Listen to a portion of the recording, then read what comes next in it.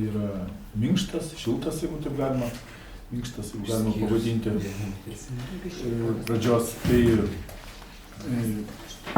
Bet apart šito mano paminėto, reiškia, žiemos šilnumo, tai dar yra kitos priežastys, kurias mes tikrai turim žinoti. Tai yra sumažinta šilumos kaina nuo šildymo sezono pradžios, kadangi, kaip pamenat, praeitą vasarą vyko jos perskaičiavimas.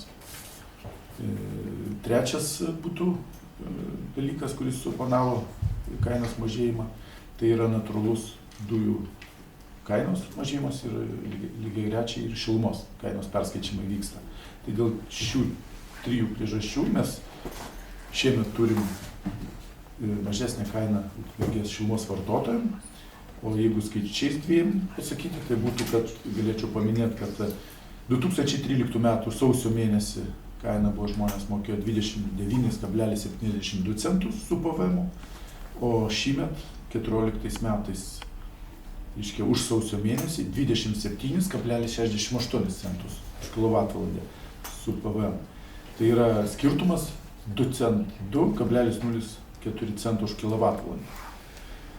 Prie to, kaip jau minėjau, prisidėjo ir aukščiausias, kuris skiria mums tokį orą, taip kad tokio didelio skaudulio turbūt žmonėm ir šiemet gal tikėkimės ir nebus, nors žiemužė tai dar visiškai nesibaigė, sakykime. Dar ką norėčiau paminėti, kad bendram kontekste, jeigu žiūrinti Lietuvos kainas, šilumos kainas, kainų komisijos lentelę panalizavus, mūsų situacija yra pagerėjus.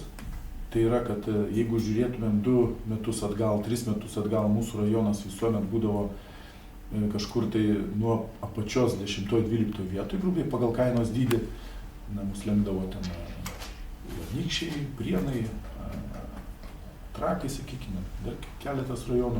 Tai šiuo metu, jeigu žvilgtelsit į tą lentelę, mes esam šiek tiek mažiau negu viduriukas, dabar tiksliai ten tų padalų nesuskaičiavau, bet tikrai mes pasistumėjom jau dėl mano paminėtos dalies, tai dėl kainos perskaičiavimo, kad jin papigo.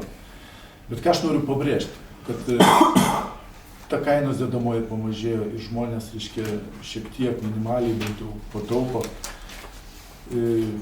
dėl poros svarbių priežasčių. Tai dėl to, kad pigimas vyksta įmonės pastovių sąnaudų mažėjimo dėka, tai yra sutaupimu, susispaudimu ir tinkamo esamo techninio šilumos ūkio eksploatavimo. Tai yra ta, ką turim, nors jis pakankamai nugyventas, nėra jis naujas mūsų ūkis, bet iš jo įspaudžiama viskas, kas įmanoma. Tai to dėka mes dar ir laikomės. Tai vat, o kaip ir visi žinom, tai pagrindiniai rezervai resursai, tai yra investicijos, rekonstrukcijos ir biokuro, reiškia, investavimas į biokurą, perėjimas nuo dujų į biokurą. Tai čia yra pagrindinis dalykas, dėl ko mes galim tikėtis perspektyvoje stipresnį kainos mažėjimą. Na, kaip sakyti, tas darbas yra vykdomas, tikrai yra nelengva. Finansavimas yra klausimas numeris 1, kitų problemų dabar tokių kaip ir neturim ryškių, bet matom galimybės, turim schemas, kaip mes to sieksim. Ir tikiuosi, kad mes pasieksim. Dabar mes kažkur finansavimo kely apie vidurį esam iš tikrųjų. Tai tiek turbūt, kas liečia šilumos ūkio. Dabar aš norėčiau dar papildomas.